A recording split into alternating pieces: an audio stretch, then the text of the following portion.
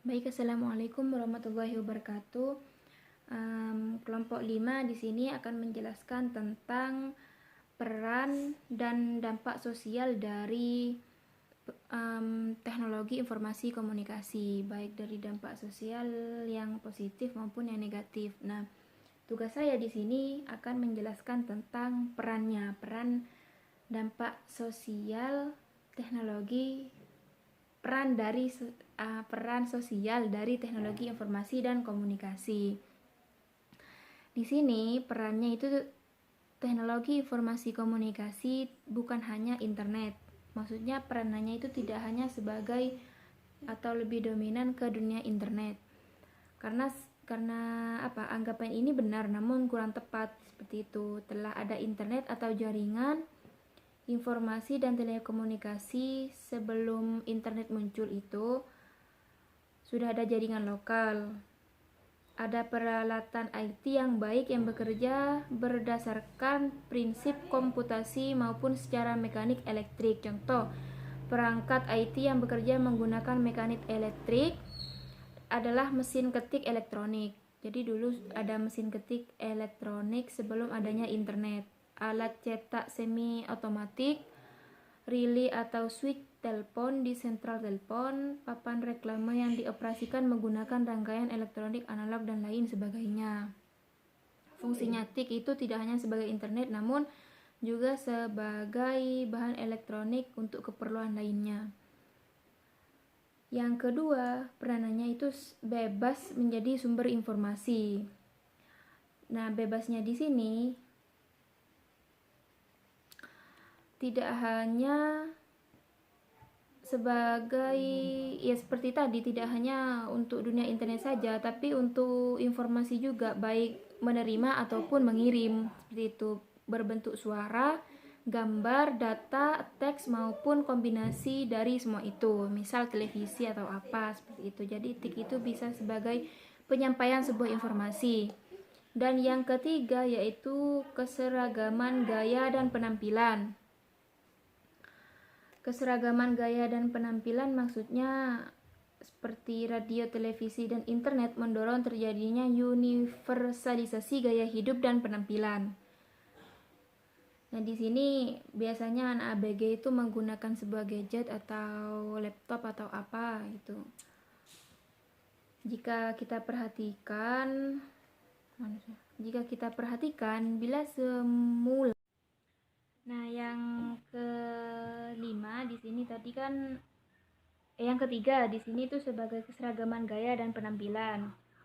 Nah, maksudnya di sini kan biasanya anak ABG seperti yang saya tadi bilang, anak ABG itu menggunakan gadget ataupun laptop itu sebagai dunia pendidikannya, sebagai media untuk menggunakan untuk untuk jalannya sebuah pendidikan mereka yang awalnya biasanya itu hanya di kota besar atau di mana ya, di Jakarta atau di mana, dan sekarang itu sudah menyebar ke desa-desa itu. Nah, perannya itu untuk dunia pendidikan gitu. Maksudnya tapi bukan untuk keperluan ini lebih dominan ke lebih identik ke gaya dan penampilan saja seperti itu dalam menggunakan teknologi yang sudah modern saat ini. Dan peranannya juga demokrasi menjadi lebih baik. Itu setelah lebih dari 3 dekade di bawah kepemimpinan nasional yang otoriter, dengan demokrasi perwakilan yang semu, kekuasaan presiden hampir tak terbatas, dan maraknya perilaku kolutif dalam arena politik nasional. Dorongan perubahan ke arah negara yang lebih demokratis menjadi semakin mudah terwujud dengan fasilitas TIK. Jadi dengan adanya teknologi informasi komunikasi di sini, demokrasi yang terjadi di negara kita itu akan lebih mudah untuk diterapkan gitu. Karakteristik yang egaliter sangat sesuai dengan sifat demokrasi. Oleh karenanya, dalam konteks pembangunan demokrasi, etik lebih tepat diposisikan sebagai means daripada ends. Efek positif dari semua bebas menjadi sumber informasi adalah terfasilitasnya kebutuhan akan kebebasan berbicara yang menjadi syarat dasar demokrasi. Jadi dalam teknologi informasi di sini kita mengirim atau menerima sebuah pesan itu bebas seperti itu. Jadi sangat membantu baik dari jarak dekat maupun dari jarak jauh.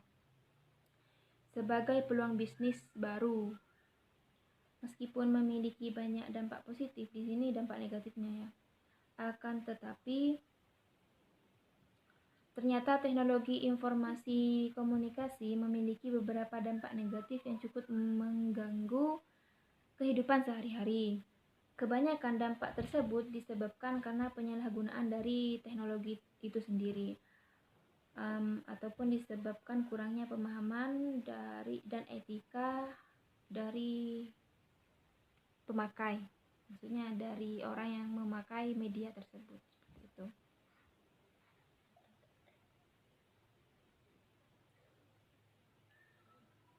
Ya udah seperti itu. Jadi hanya itu yang dapat saya sampaikan. Wassalamualaikum warahmatullahi wabarakatuh. Baik, assalamualaikum warahmatullahi wabarakatuh. Lanjut saja ya pada poin selanjutnya, yaitu tentang dampak positif teknologi informasi dan komunikasi. Dimana ya poin yang pertama itu mempercepat arus informasi. Nah, arus informasi saat ini menjadi sangat cepat, bahkan dari terlalu cepatnya sehingga tidak bisa terkontrol. Namun hal ini merupakan salah satu dampak positif karena dapat memberikan informasi mengenai suatu kejadian secara cepat. Bisa kita flashback ke belakang dari penggunaan media cetak, baik koran, majalah, dan semacamnya. Arus informasi itu tidak sebegitu cepat seperti sekarang dengan semakin pesatnya teknologi informasi. Sekarang kita bisa mengkonsumsi informasi 1 kali 24 jam. Itu kita bisa terus mengetahui informasi di luar sana apa yang sedang terjadi. Itu karena arus informasi begitu cepat dari adanya perkembangan teknologi ini.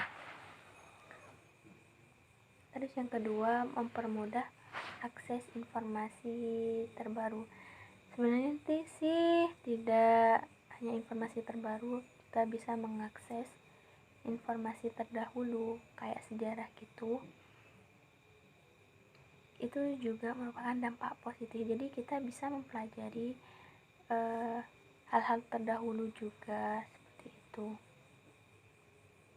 Terus yang ketiga, media sosial. Nah, media sosial sekarang ini lagi booming, lagi viral, dimana para muda-mudi jika tidak punya media sosial itu kayaknya gimana ya, apalagi media sosial yang sekarang bisa kita akses dengan begitu gampangnya. Dan media sosial ini bisa menyambung tali silaturahmi atau kita bisa membuka relasi untuk menambah wawasan dengan orang lain. Jadi dengan adanya media sosial ini kita bisa menambah teman seperti itu. Terus yang selanjutnya, mempermudah komunikasi dengan individu lainnya yang jauh. Tentu dengan perkembangan teknologi kita bisa kayak pepatah, yang jauh bisa dekat dan yang dekat bisa jauh, seperti itu. Dengan adanya perkembangan teknologi ini, kita dengan sangat mudah berkomunikasi dengan mereka yang jauh di sana hanya dengan menatap telepon. Kita sudah bisa berkomunikasi. Sedangkan terdahulu kan untuk berkomunikasi saja kita harus menggunakan surat, dan surat itu butuh waktu yang agak lama agar sampai pada orang yang dituju, seperti itu. Jadi perkembangan teknologi ini begitu mempermudah kita untuk berkomunikasi dengan orang lain, meskipun orang lain itu jaraknya sangat jauh dengan kita.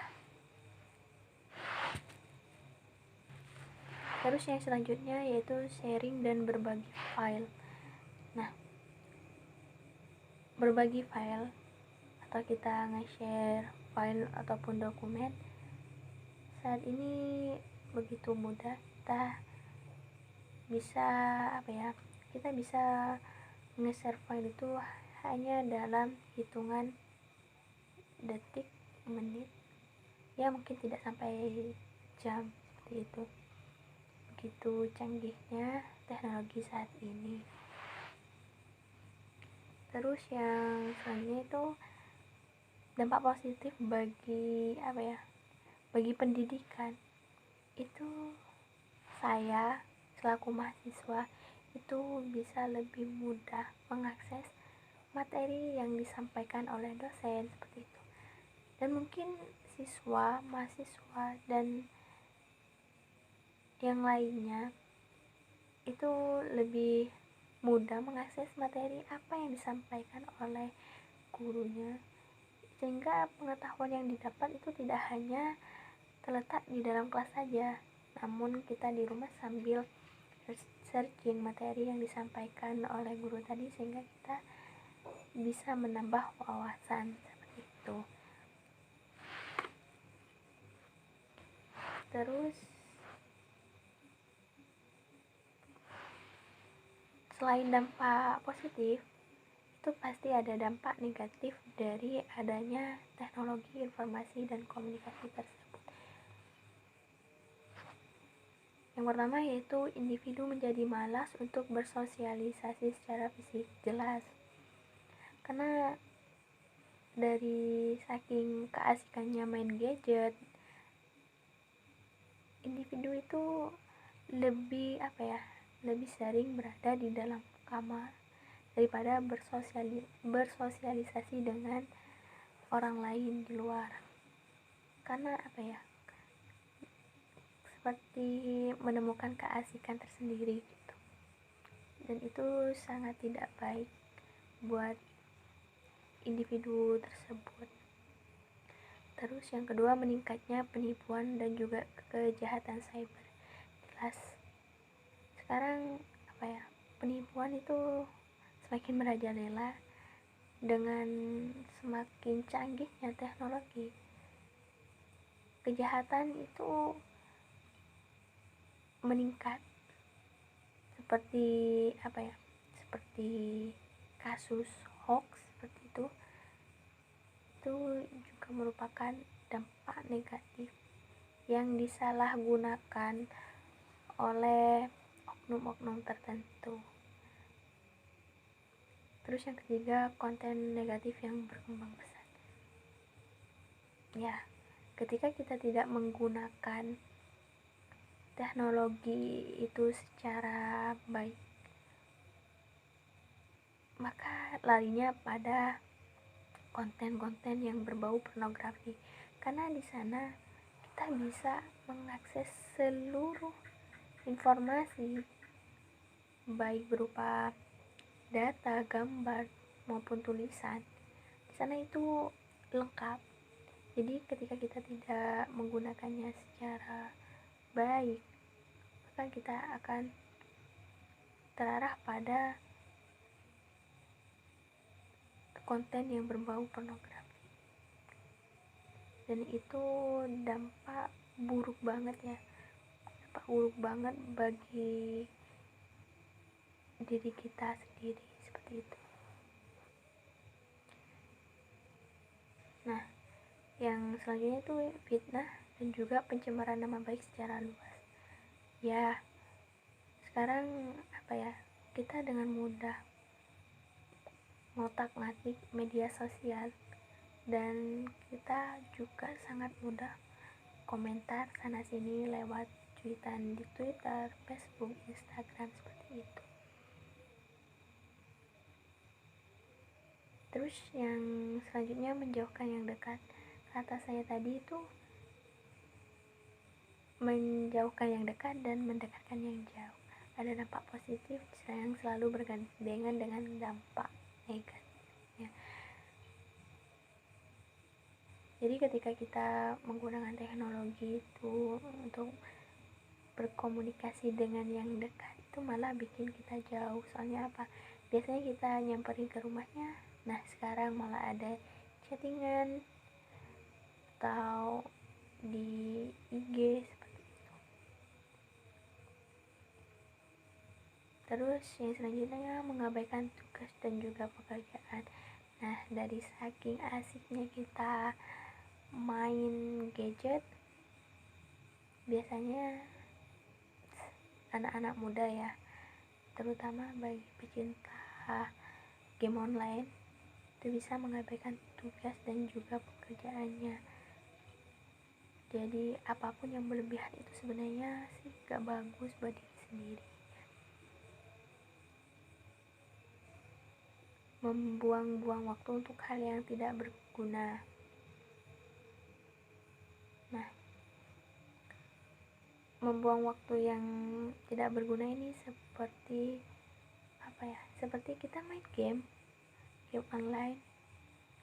Itu pekerjaan yang tidak berguna jika dilakukan secara berlebihan.